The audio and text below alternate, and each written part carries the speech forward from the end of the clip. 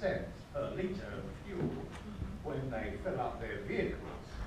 Commercial airlines based in the EU and flying into the EU don't pay a single penny of tax on their fuel. And shockingly, aviation's state aid and exemptions from fuel tax and VAT amount to a stunning 43 billion euros every single year.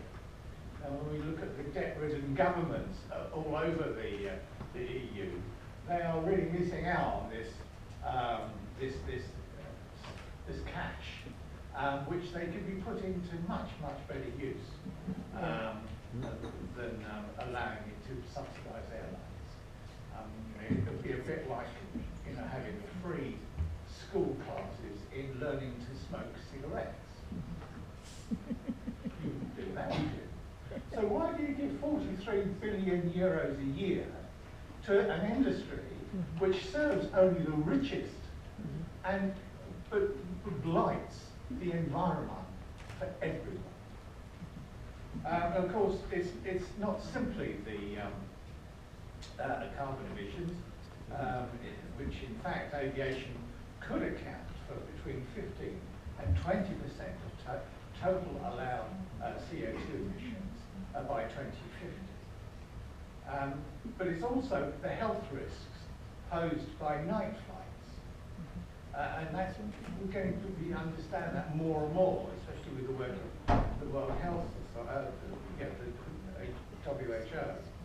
A study by the University of Bern in Switzerland found that people exposed to a daily average noise level of at least 60 decibels, such as those people living under certain flight paths, are 30% more risk of dying from a heart attack.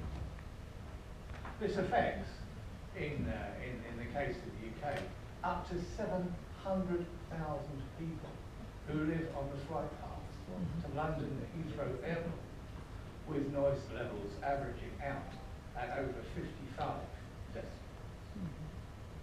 So the most cost-effective and equitable way of taming aviation is to ensure it's subject to normal taxation and is fully covered by an effective market-based mechanism, such as the reformed EU emissions trading scheme. So during this coming term, the Parliament will review energy taxation and VAT directives and provide us an important opportunity to argue for a level playing field on taxation on aviation. In 2016, the Parliament will also give its position on whether all of Europe's aviation should be covered by the ETS. So I'll certainly be calling on my fellow MEPs to use these opportunities to really make a difference. And I think this petition is a brilliant way to highlight those issues. And I'll be following progress through the Petition Committee and intervening wherever possible to make it as effective as it possibly can. Now, I'm going to hand over very shortly to the speakers, and I'm not forgetting to welcome Cecilia Wikström from the chair of the Petitions Committee, and also a colleague from Bavaria, member from Bavaria. She's moving about. I don't know what she is. She was here a minute ago. So welcome. Thank you very much for coming. So our first short speech is from Susanne Hager from Austria. She's a lawyer, and she's no stranger to the campaigners who've been working so hard at Vienna. So without further ado, I'm going to hand over to Suzanne. Thank you very much. I'm the initiator of Taming Aviation, and Jutta Leit, an Austrian medical doctor and psychiatrist, has joined me in my efforts to start the European-wide movement to tame the aviation industry by way of a petition to the European Parliament. Let me first express my sincere thanks to Keith Taylor for hosting the event and to Cecilia Wikström for receiving the petition forms in person. We really appreciate that. More than 140 citizens' initiatives from 10 European countries have signed up the petition to the European Parliament requesting an end to the tax privileges the aviation industry enjoys, requesting an end to state aid and subsidies to the aviation industry, and requesting a night flight ban to protect human health. Thus, Taming Aviation stands for the principles of fairness in taxation, operating industries at true cost. It stands for responsibility and respect towards the environment and human well-being, now and for the generations to come. To make it short, Taming Aviation stands for the values we believe to be fundamental in our democracy. Taming Aviation does not stand for any extreme or radical positions, and it is not linked to a political party. Boosted by exemptions from energy tax and from VAT, as well as by state subsidies, over the last 2 decades, the aviation industry has undergone an enormous growth. But this growth comes at a very high price. The increase of airport capacities has led to pollution on a large scale of densely populated areas around airports. It has impacted the quality of life of millions of people, for many of them up to a level that threatens their health. During the last years, several scientific studies have proved that aircraft night noise severely impacts human health. The World Health Organization is calling for the protection of human health against night flights. In Germany, first calculations of health costs attributable to aviation night noise have been carried out, and the results are shocking. Between 2012 and 2021, night flight noise only in the area around Frankfurt Airport will lead to health costs of more than 1.5 billion euro, with an excess of 23,400 cases of diseases treated in hospital and 3,400 subsequent deaths. Governments and the industry itself keep stressing the importance of airports for employment of the relevant region to justify the privileged status of the industry in terms of subsidies and tax exemptions. They argue that the economic benefits outweigh the negative impact on the environment. There is a true element in it. Clearly, the aviation industry operates as a motor to the economy, but not to the extent it claims. The industry applies a very peculiar method when it comes to calculating the jobs it creates. This is because the aviation industry includes direct, indirect, and so-called induced jobs in the calculation. Induced jobs are those created as a result of workers in aviation spending their money privately, for instance, buying furniture, jobs in a furniture store, when aviation workers spend money on buying new furniture. This argumentation is being widely used, for instance, in the UK, when trying to underpin the necessity to build a third runway at Heathrow Airport, and in Austria, when trying to underpin the necessity to build a third runway at Vienna Airport. The renowned institute CDELF made clear that this is double counting. If all industries made the same claim, the number of jobs created would exceed the total workforce. And another important aspect of distortion. The demand for flights is created to a large extent artificially. Airports attract airlines through incentive programs, and airlines fight an embittered price war, driving some of them into the ruin. We, Taming Aviation, ask the European Parliament to look very hard at the claims made by the aviation industry. Taming Aviation requests an honest evaluation of the true costs and the true benefits of the aviation sector of the economy. Aviation has become a problem of such a scale that it has given rise to the setting up of citizens' initiatives throughout Europe to an extent that has never happened before in history.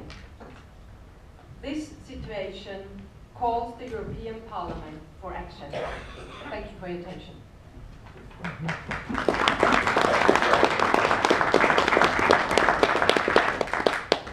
Thanks very much, Suzanne. Our next speaker is something of a legend in the United Kingdom. He's blushing. He's the #1 aviation campaign in the UK, and strangely enough, it says, who has been at it for years.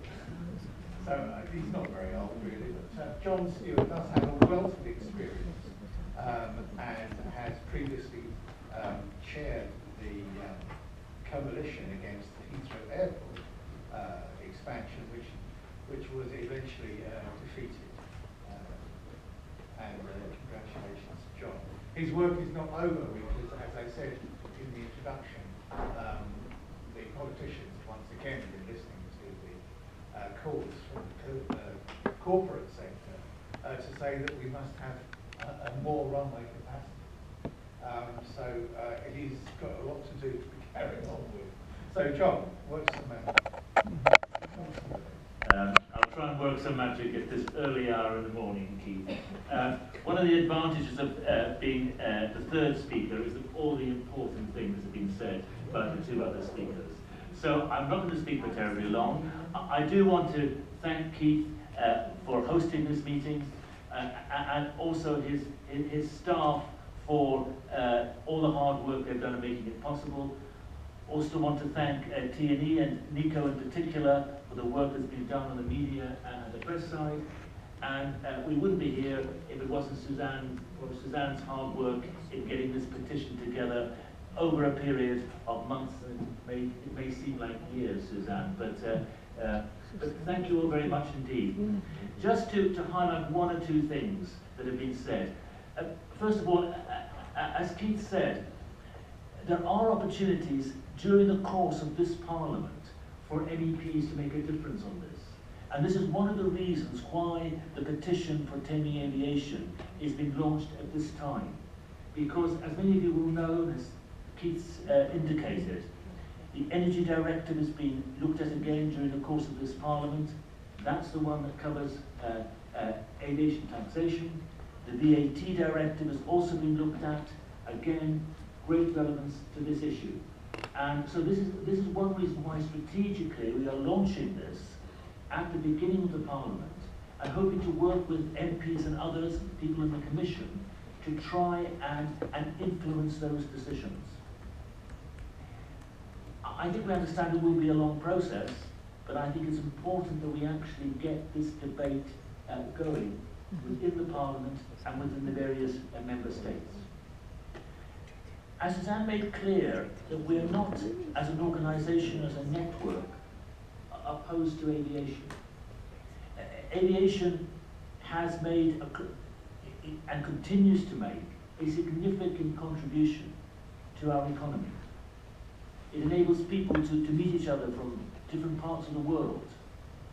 It always will be an important mode of transport. But I think what we are saying is that aviation needs to be tamed.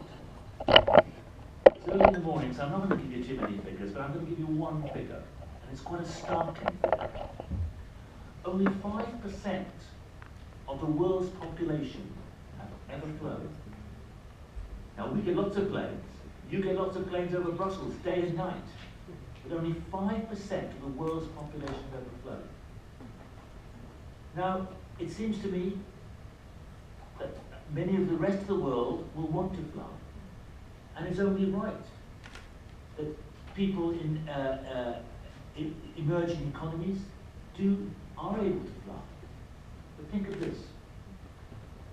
If the 95% of the world's population that has never flown begins to fly at the same rate as the 5% who are flying right now, how many planes will there be in the sky?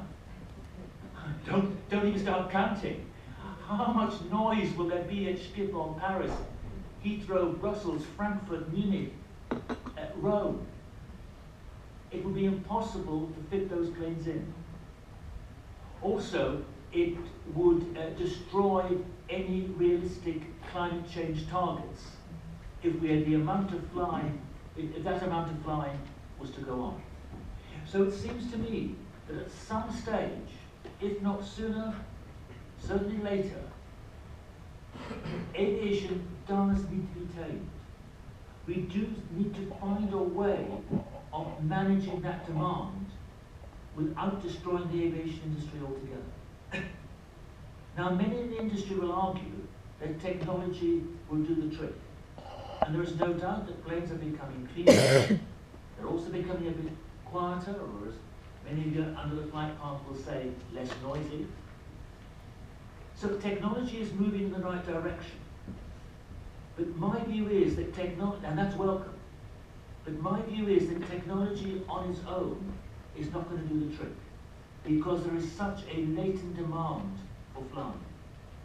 So we've got to look, in addition to fiscal measures, such as putting tax on aviation fuel, such as VAT imposed on tickets. I think in Taming Aviation, we are not being prescriptive about the exact fiscal measures that are required. If tax on aviation fuel is not possible, there are other substitute taxes which might do the trick. And what we want to do is get this debate underway and then engage with members of the European Parliament, with the Commission, with our member states, to try and see the most effective way in which demand can be managed. And maybe just two final things. One is that when we're talking about managing demand for aviation, we're not necessarily saying people can't go on holiday anymore to another country. What we're hoping to do is work with people within the rail industry. Because if you have the fiscal climate right, then it's not a question of telling people what to do or what not to do. You will automatically get a modal shift from air to rail, certainly for short distance flights. Just one other figure, but it's early in the morning, just one other figure. 45% of all flights within Europe, within the Eurocontrol zone, are 500